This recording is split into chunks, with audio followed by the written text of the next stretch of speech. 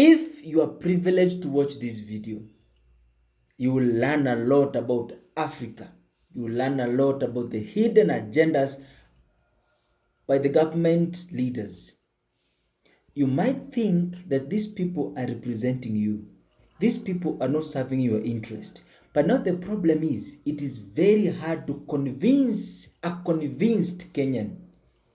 However much we will be talking, however much we will be enlightening, but we have that one person who is like, huyu jamaa anaongelesha nani? You see? But I want you to take a moment and watch this video. It might, yes, we have our brothers and sisters in Congo right now.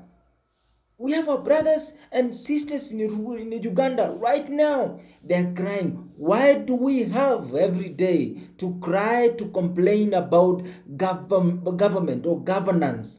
Why do we have in Africa to always complain? People die, people cry, people lose their loved ones because of government leaders, politicians. Why? We need to answer these questions, or else then we need to find a different way to deal with the situations as Africans, what we are facing as Africans. So take a moment and watch this video. Today I want to come with a very important message to you as Africans. So recently we saw the Kenyan kids protesting the increasing of taxes in order to pay the IMF. And these kids were mad because they're saying that they cannot survive, their parents cannot survive, and that's why they want to fight these taxes. They fought so vociferously, they risked their lives, sacrificed their lives, they even got killed in order to reduce these taxes because they want more paper money in their hands. Now, trust me, I've been to Kenya. I've been to Dandora. I've been to Kibera. I have seen the slums and how most people in Kenya live. But what I want you to understand is that they were vociferous on an issue to do with paper money, but they forgot the most important thing just 6 months ago when the government introduced GMOs into the country. Now, you need to understand that, yes, the tax issue is a problem. For a country to be milking its people in order to pay the IMF, that's slavery. But trust me, that is not compared to what it is that the issue of seeds is. This resource, seeds, is the most important resource in the world. It is the most important resource to humanity, animals, and life.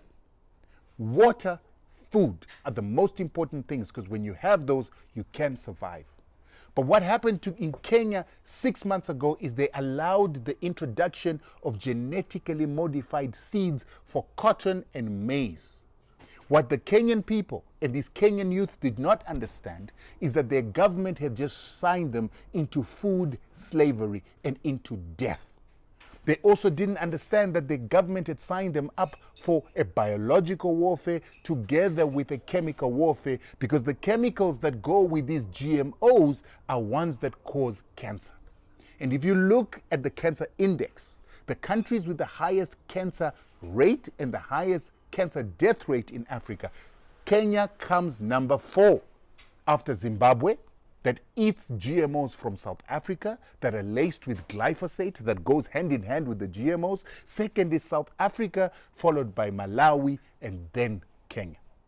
I've actually ignored the Union Republic that comes tops, but their death rate is lower than the 4 countries that are spoken about. Now, the Reunion Republic, you know who colonized the Reunion Republic. Those people kill Africans. You know this. So the fact that the Kenyan children did not find it important to rise up when they were being put into food slavery by GMOs, that when you plant it this season, you cannot replant it next season because it has a genetic use restriction technology. And when we were listening to the Kenyans trying to convince young Kenyans, as Kenyan scientists, Kenyan business people, and government officials, they said that there is nothing called genetic use restriction technology. They were lying. I am currently undertaking a court case in South Africa against a company called Insco that also is present in Kenya as a fast food outlet called Simbisa Brands that has got chicken in, creamy in, bakers in.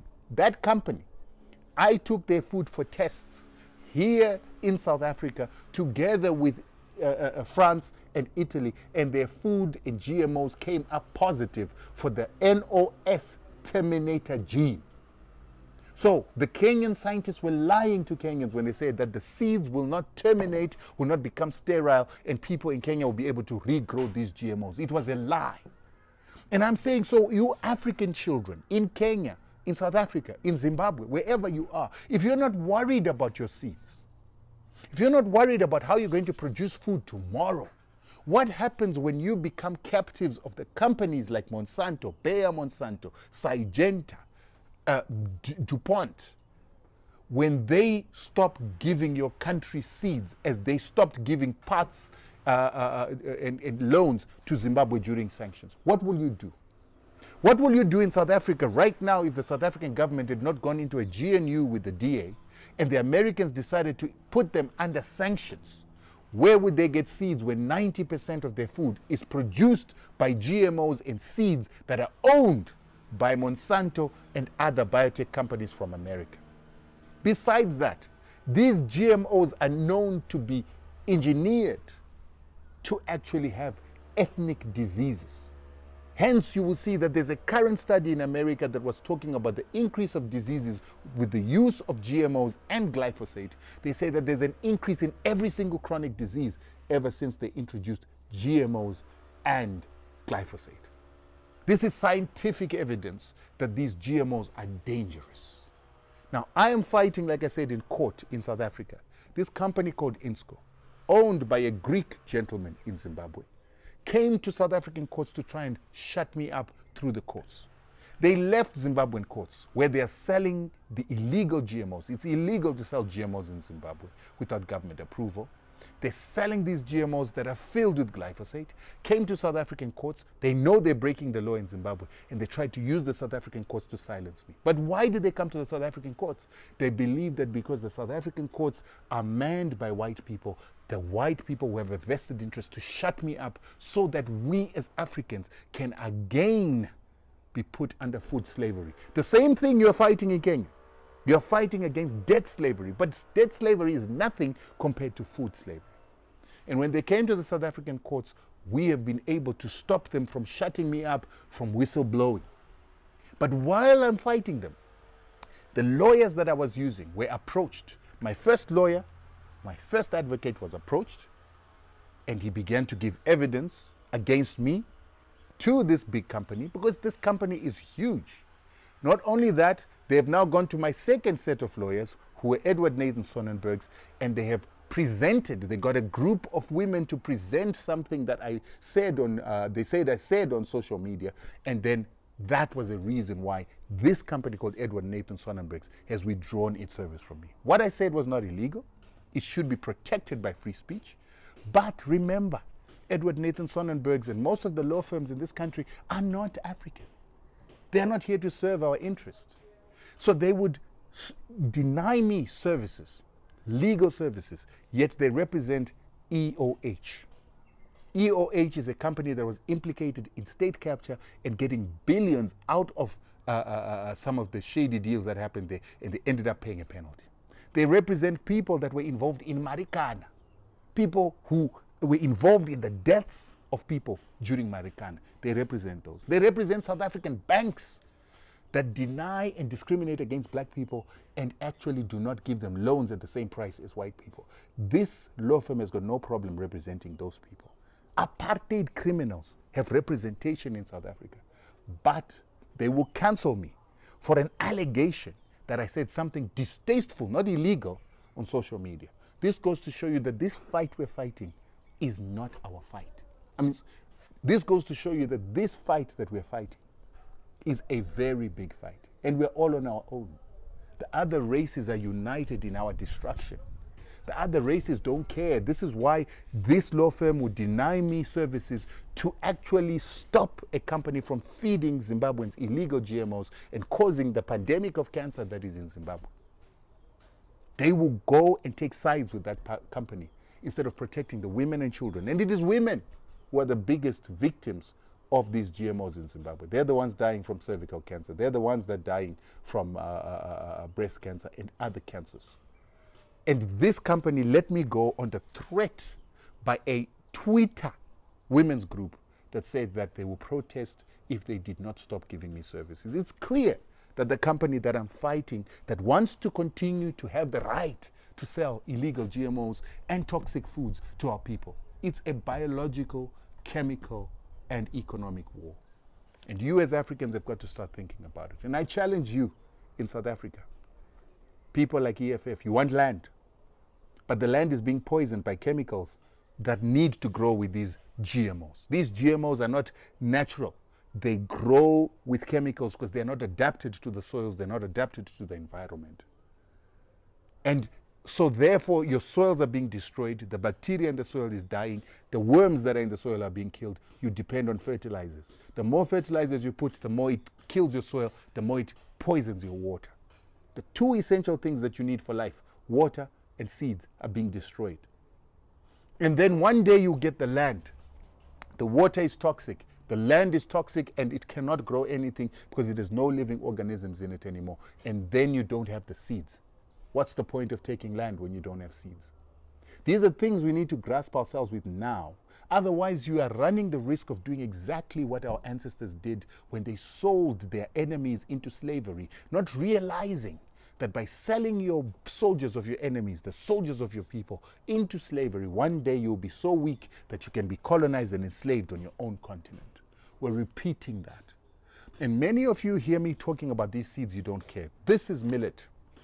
These are the most valuable resources, more valuable than gold and diamonds, more valuable than platinum, more valuable than iridium. It's these seeds. Because with this, you can feed yourself. Even if you don't have a job, even if you don't have money in your pocket, if you've got seed to put in the soil and harvest, you have food. If you've got clean water, you'll have water to drink, you will live, you will survive. Even if you don't have shelter, water and food are the only things you need for humanity, not paper money. And these seeds, these are millet seeds, traditional grasses that we used to grow back in the days. These now you're hearing Bill Gates is starting to look at millets, wants to turn them into GMOs and wants to turn them into hybrids. These were the seeds that kept our ancestors and gave them health. Their immunity was the strongest immunity. That's why we as Africans were taken as slaves, because we were so strong. Now we are destroying these foods that we were supposed to be eating. We are allowing Bill Gates to come onto our continent and to destroy them, and we're not protecting them. And our leaders have become sellouts.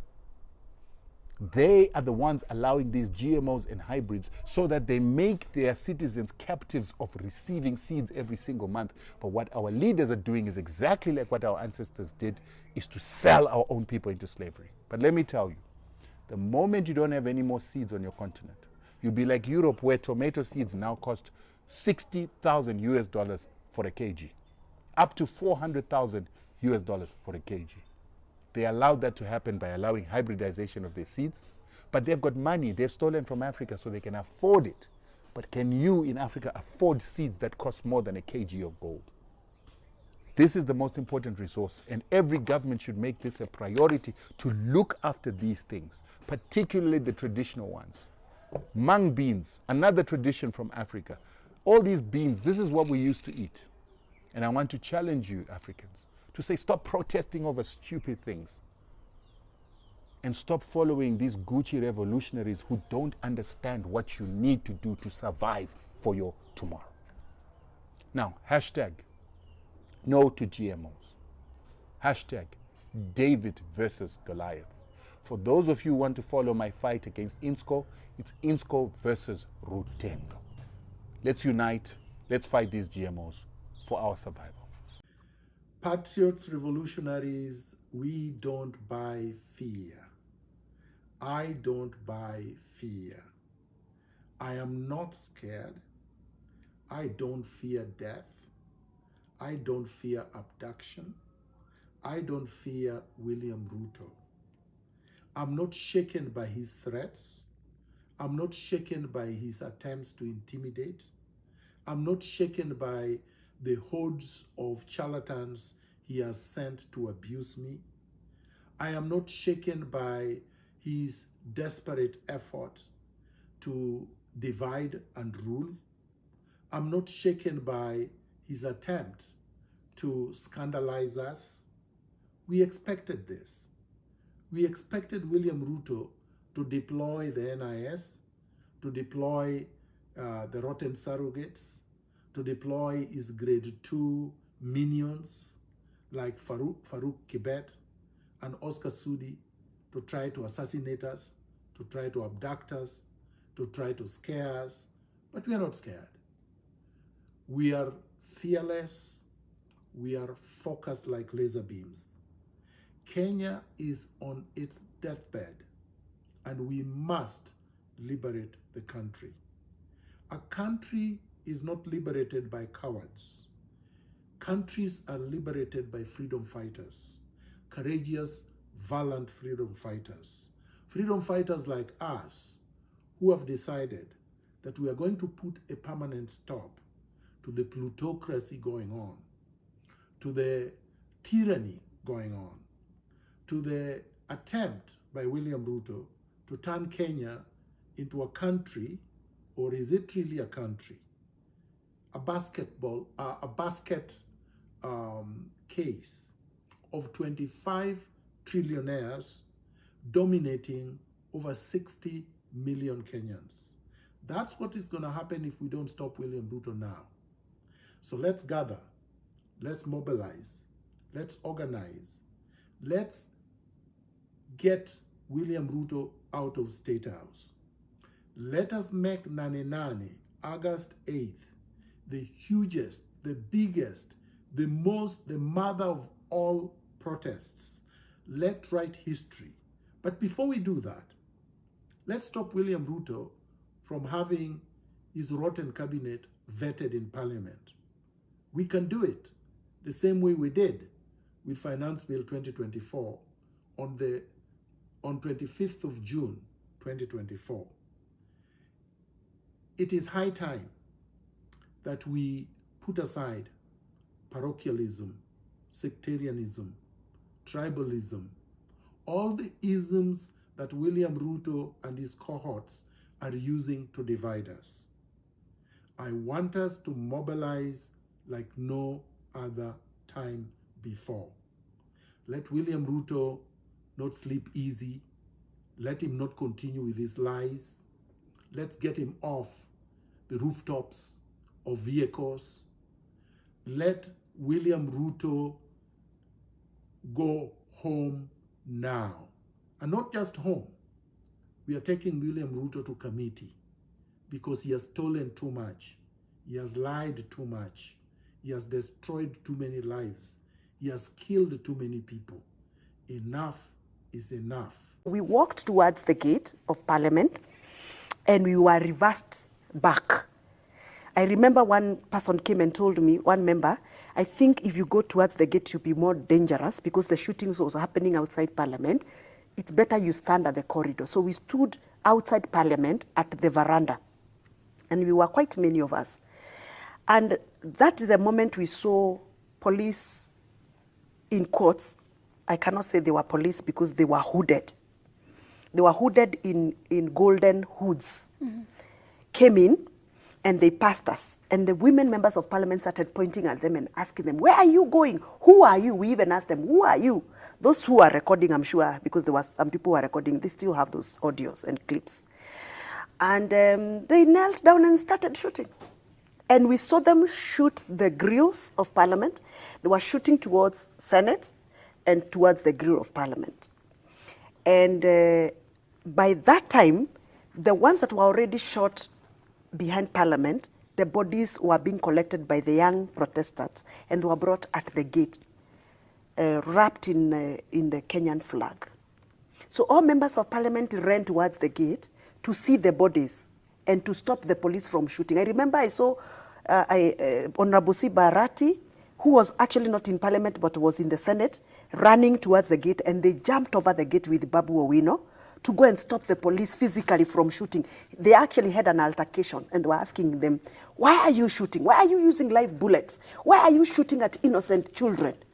Now, for us women who are left at the veranda, we were now screaming helplessly because we could see, you know, the machine guns. There were 2 police officers, in quotes, who were using machine guns. And within no time, we were rescued from there because the protesters were many now coming into parliament. All I heard when I was standing at the corridor was glasses being broken.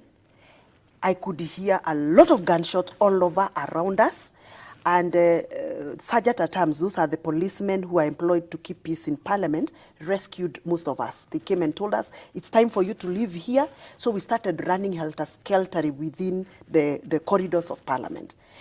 And I remember when I was trying to go to the lounge area where we normally have lunch, I met members of parliament. Some of them even were coming with plates because they were found by the protesters at the table eating. So they ran away with their plates. We actually went with them with their plates eating. So we had to run to the tunnel, to the parliamentary tunnel that connects parliament to the new Bunge Towers. Now, but before we left, bodies were already being collected from the grill area near Senate, and the protesters were so brave because even after they were shot, they collected all the bodies and they brought them at the gate of parliament. Now, what I saw is an image that really disturbed me. It disturbed me for about 2 days. I couldn't sleep. And as a mother, I felt a lot of pain when I saw those children lifting their hands up and saying, we are peaceful. To Kowengi, we are peaceful. And then the machine gun would roar and they all fall down. And then they will wake up again and they say, we are peaceful. It's really pained me. So we went to the tunnel. I refused to go upstairs. I decided to just stay at the basement. But where I was, I could see the ones who jumped through the Senate grill. I could see them getting shot. And some of them were being shot when they were kneeling.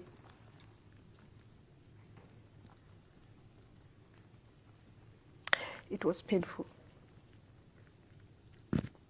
You guys, thank you so much for watching. I hope you learned something. I hope you learned, umejifundisha kitu, and from now henceforth you are at the very best position to figure out on what we are supposed to fight against.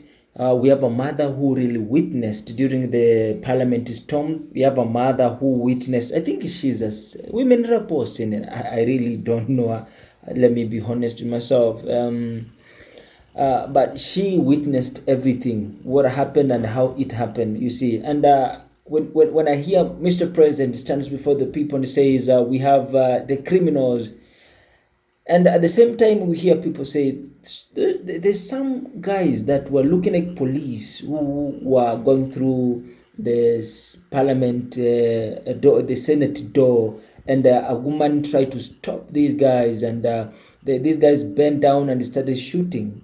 You see, so who are these goons? It is a very critical question that we are asked. Who are these goons and what were they up to? You know, so I think it is time for Africans to sit down, Kenyans sit down, young people sit down and ask yourself what you want. If we don't know what we want, this struggle about politics is not ending today. And the appetite, the young people's appetite is now rising to politics. If we all go to politics, we are inviting more trouble to this nation. We are not helping anyway. So, and again, let me just quote this out. The Gen Z revolution or Gen Z movement was not about leadership. We were about sanity. So whoever talking about, oh, we need leaders, we are not. That's why we are saying we are not going to any form of a discussion or dialogue. Why? Because we don't need leader. We have no leader. Therefore, the point is, if you are not going to do the right thing as leaders to the citizen, we will still come up. We are not gone. It's the movement. Therefore, we need to revive. We need to think on what exactly we want. If we don't know, I say this and I will say it again. Go home, relax, sleep, do your job yenye umekuwa ukifanya, and then hivyo maisha isonge mbele. Thank you so much for watching. and make sure you subscribe. See you in the next video.